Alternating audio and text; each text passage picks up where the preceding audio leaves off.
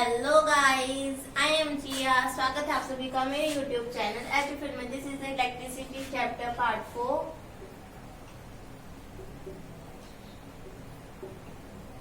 तो आज हम करेंगे इलेक्ट्रिसिटी चैप्टर में factor of resistance. Okay, factor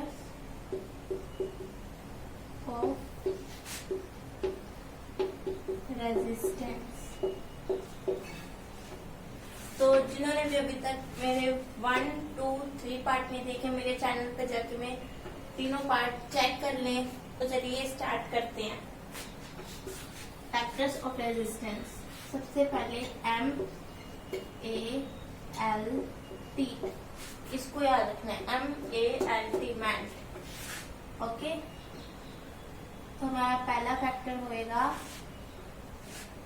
nature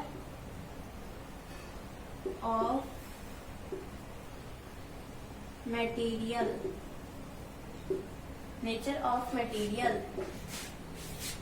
of wire. Okay, this is our first एम हमने मटेरियल। ओके, हमारा सेकंड होएगा, ऑफ कोर्स हमने मैथ लिया है तो ए से स्टार्ट होएगा, area of cross section of wire. Okay, ये हमारा सेकंड। थर्ड हमारा होएगा एल से तो होएगा लेंथ ऑफ वायर। फोर्थ हमारा होएगा टेम्परेचर ऑफ वायर और कंडक्टर। ओके, तो अब हम एरिया को लेते हैं। तो जो रेजिस्टेंस होता है वो एरिया से इनवर्सली प्रोपोर्शनल होता है। तो हमारी पहली इक्वेशन बनेगी R is inversely proportional to, inversely मतलब 1/A। Okay, R is inversely proportional to 1/A। तो ये हमारी first equation. Now move on second equation. तो लेंथ को लेते हैं अब हम। तो ये इससे डायरेक्टली प्रोपोर्शनल होएगी, R is directly proportional to L। तो ये हमारी सेकंड इक्वेशन होगी। ओके, तो अब हम इन दोनों को कंबाइन करते हैं। ओके, तो हम जब दोनों को कंबाइन करेंगे तो हमारे पास वैल्यू आएगी R is proportional to L/A। इसको हम कांस्टेंट लेते हैं। तो कांस्टेंट की जगह हम लेते हैं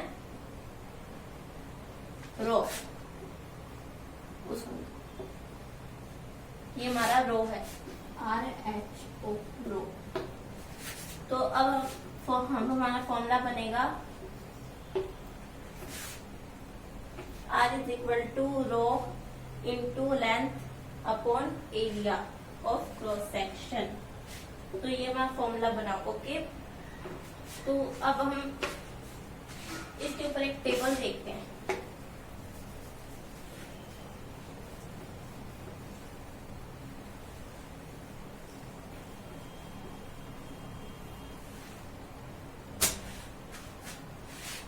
टेबल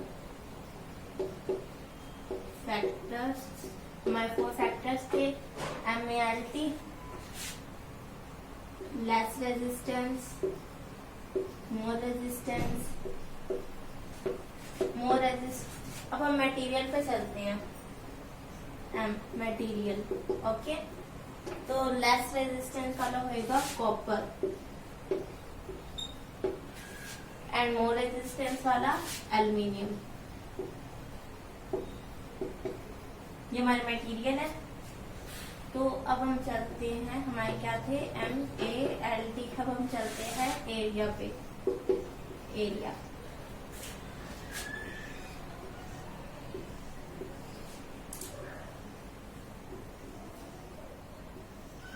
ओके,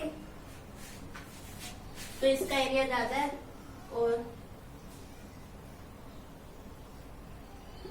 इसका एरिया कम है।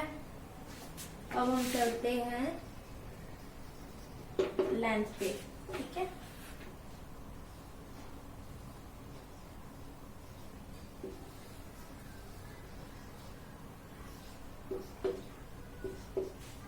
इसकी लेंथ ज्यादा है। अब हम चलते हैं टेम्परेचर पे। तो टेम्परेचर किसका कम होएगा, इसका या इसका? यस, टेम्परेचर होएगा कॉपर का कम। तो इसका लो टेम्परेचर, इसका हाई टेम्परेचर। तो ये तो हो गया हमारा खत्म, ठीक है। तो अब हम चलते हैं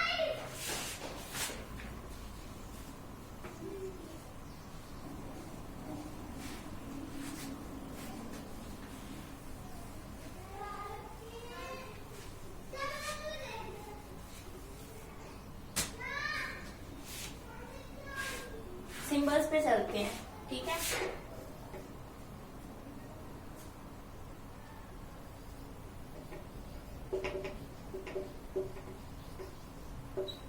इलेक्ट्रिक सेल का सिंबल होएगा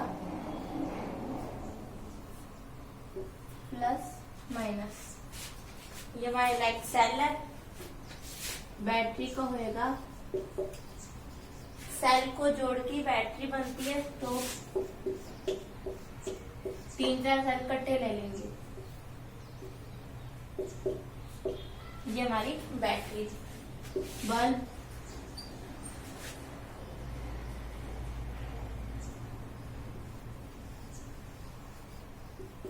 ये ग्लो कर रहा है, ठीक है। की ओपन की ले तो ये हमारी ओपन है, और क्लोज ले तो ये हमारी क्लोज है, ओके। वोल्ट मीटर,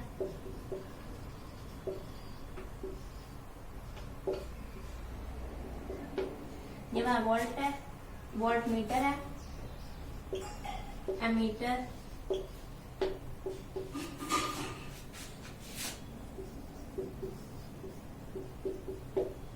ये हमारा एमीटर है, ओके। तो अब हम चलते हैं रेजिस्टर।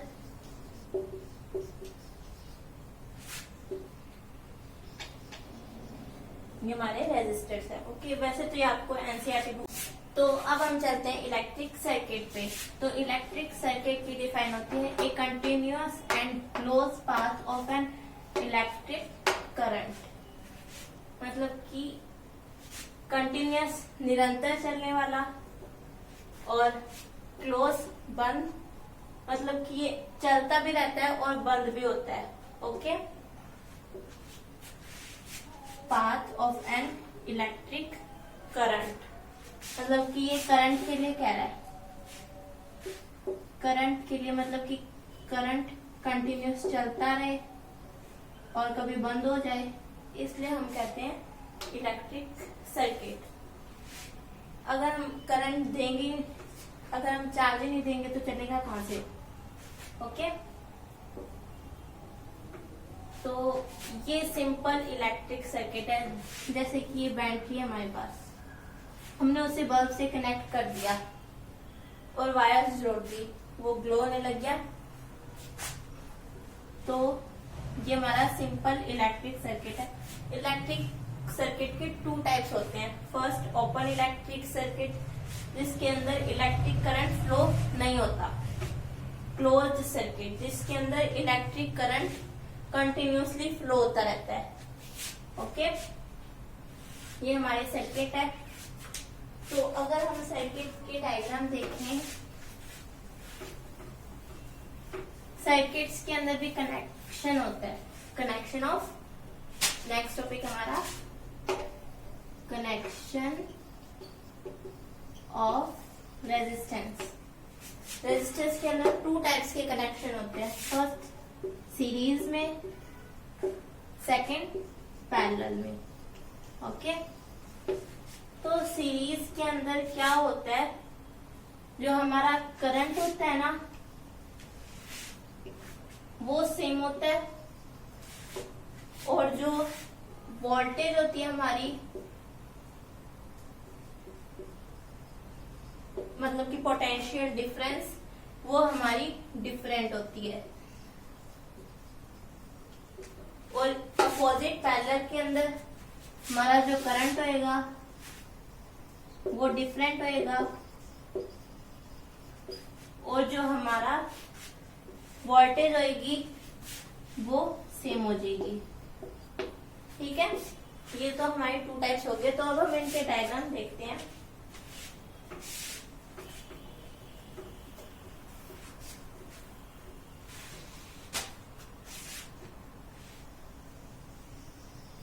यहाँ हमारे सीरीज के, यहाँ हमारे पैरेलल की। ओके, तो अगर हम डायग्राम की बात करें, ये क्या है हमारे रेजिस्टेंस।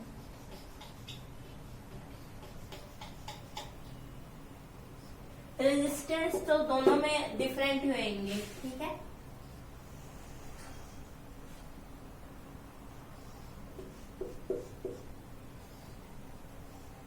ये क्लोज है हमारा सर्किट।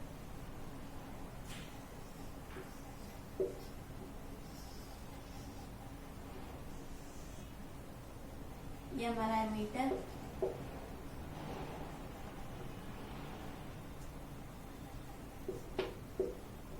तो ये हमारा यहाँ पे प्लस है, तो यहाँ पे भी प्लस ही होएगा और यहाँ पे माइनस, क्योंकि अगर हम घुमा के देखें तो हमारा माइनस यहाँ पे आके ज्वाइन हो रहा है। ठीक है, प्लस माइनस। तो अगर हम अब ये हमारा आर ये 1 2 3, ये हमारे वोल्ट देखते हैं। वोल्ट तीनों से अलग अलग है। ठीक है, तो ये हमारे V3 V2 V1। और अगर हम करंट को देखते हैं तो ये यहाँ से फ्लो हो रहा है, तो तीनों में सेम होएगा। तो अगर हम डायग्राम बनाते हैं हमारे फॉर्मूलाज, तो फॉर्मूलाज बनेंगे V1 I, बी का फॉर्मूला लगाते हैं I सेम है तो R1। Next formula V2 I R2। Third, क्योंकि 3 है हमारे, V3 I R3। Okay,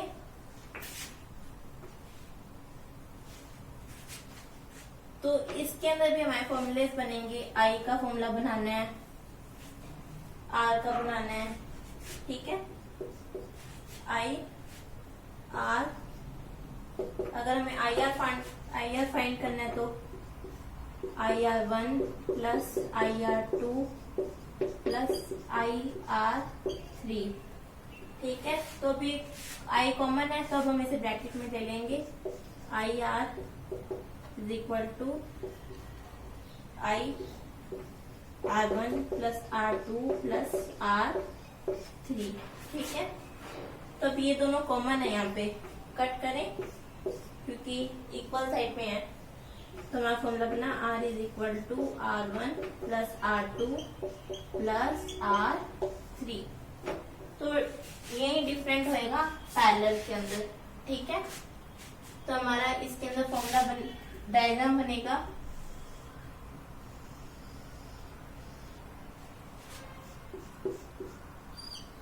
plus का माइनस का, की क्लोज है,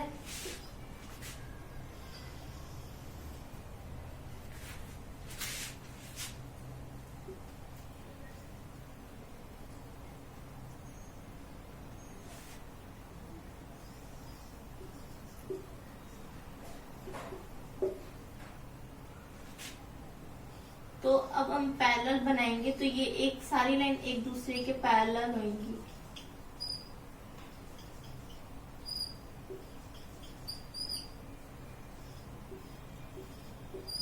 ठीक है, ये हमारा R1 R2 R3। तो इसके अंदर हमारी जो वोल्टेज होगी वो तीनों से कनेक्ट है, तो सेम होएगी। ये हमारी सेम होएगी, और जो आई हमारी है वो अलग अलग डायरेक्शन में जा रही है, एक इसमें जा रही है, इसमें जा रही है, इसमें जा रही है, तो तीनों डिफरेंट होगी। तो अब हम फॉर्मूले पे चलते हैं। तो हमारा आई का फॉर्मूला होएगा I1 V upon R1, next I2 V upon R2, I3 V upon R3। तो अगर हम इनको कॉमन ले लें, I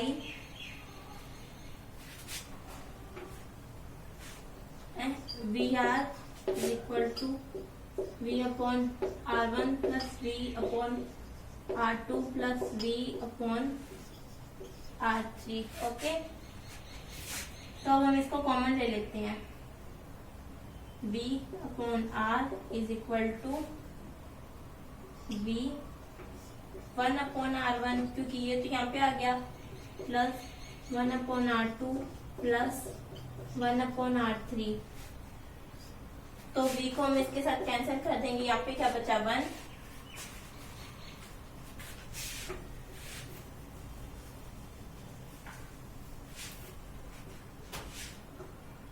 upon R is equal to 1 upon R1 plus 1 upon R3 plus 1 upon 1 upon R2 plus.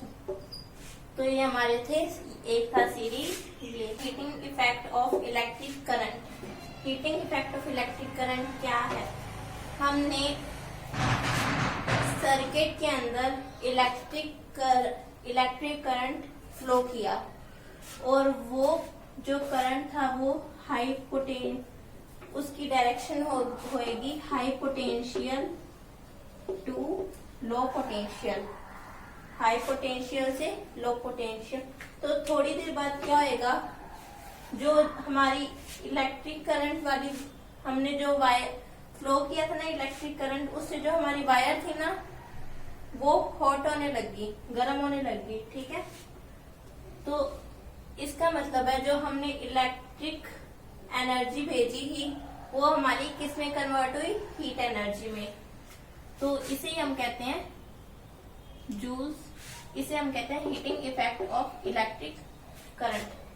तो अब हम चलते हैं जूल्स हीट पे। The heating of wire by the flow of current, मतलब कि करंट के फ्लो होने से वायर का गर्म होना, यही क्या है, जूल्स हीटिंग इफेक्ट। तो हम इसके एग्जांपल देखते हैं, जैसे बल्ब है, आयरन, हीटर, गीजर। और अब हम इसकी कोड डिफाइन देखते हैं। तो इसकी डिफाइन मैंने कि when the current pass through the conductor is known as Joule's heat. Okay, of heat produce in a conductor. Okay, ये हमारा टॉपिक है। तो हमारा V का फॉर्मूला था V is equal to W by Q। तो अगर हम W ले तो V इंटू Q, हमने स्टार्टिंग में पढ़ा था I क्या था, I is equal to Q by T था हमारा। ठीक है, तो अब हम Q की जगह IT ले सकते हैं। V is equal to W is equal to V I T। तो जो हमारा वर्क है वो हीट है। ओके, तो हीट की जगह हम लेंगे H। H is equal to V I T। तो हमारा V क्या था, V का फॉर्मूला था आई आर। तो अब हम V की जगह आई आर लेंगे, तो ये बनेगा H is equal to I square R T, current के स्क्वेयर, रेजिस्टेंस, टाइम।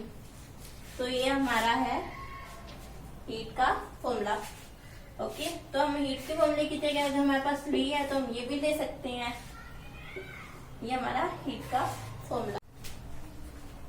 अगर हम H is equal to VIT लें, ठीक है, तो हमारा I का फॉर्मूला क्या था, V is equal to R, नहीं, I is equal to V upon R, तो V into V upon R is अब इंटू T, तो हमारा एक और फॉर्मूला बन गया H is equal to V square by R into T, तो हमारा फॉर्मूला बना VIT I square RT V square upon में R into T।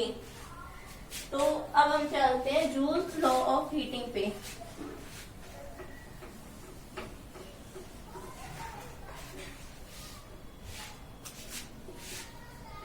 Joules law of heating.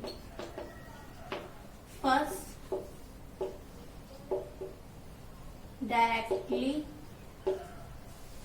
proportional to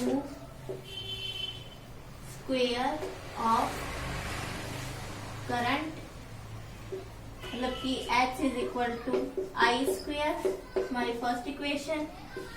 second, dP directly proportional to resistance.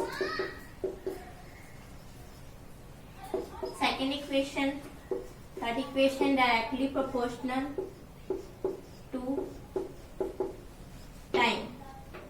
तो ये हमारा बना R H is equal to T, ये हमारी सेकेंड, ये हमारी थर्ड।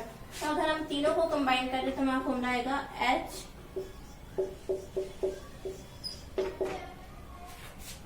तो ये कांस्टेंट है, कांस्टेंट को हम 1 मान देते हैं, तो ये बना H is equal to I square R T, ठीक है। ये था हमारा joules law of heating.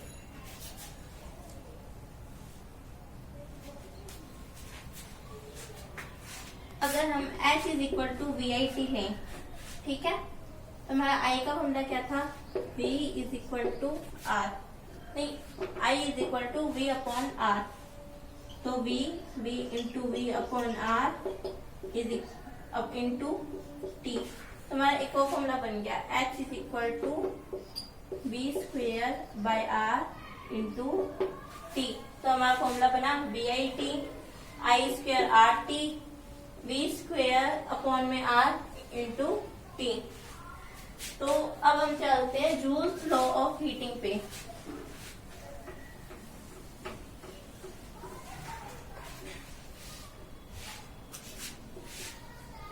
Joules law of heating. First, directly proportional to square of current, मतलब कि H is equal to I square, हमारी first equation. Second, dP directly proportional to resistance. Second equation, third equation directly proportional to time, तो ये हमारा बना R H is equal to T, ये हमारी second, ये हमारी थर्ड। तो अगर हम तीनों को कंबाइन करें तो हमारा फॉर्मूला आएगा H,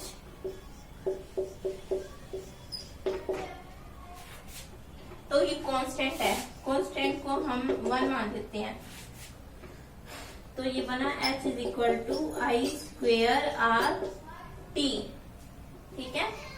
ये था हमारा जूल्स लॉ ऑफ हीटिंग। किसी भी इलेक्ट्रिक सर्किट में इलेक्ट्रिक एनर्जी का कंज्यूम होना, यही क्या है, इलेक्ट्रिक पावर। इलेक्ट्रिक पावर का सिंबल होता है P, और इसका फॉर्मूला होता है voltage into current V into I। अगर हम V की जगह IR लगा दें, क्योंकि V का फॉर्मूला क्या होता है, V is equal to IR, तो हमारा फॉर्मूला बनेगा P is equal to I square R. और अगर हम R की जगह V बाय आर लगा दें तो हमारा फॉर्मूला बनेगा P is equal to V square are.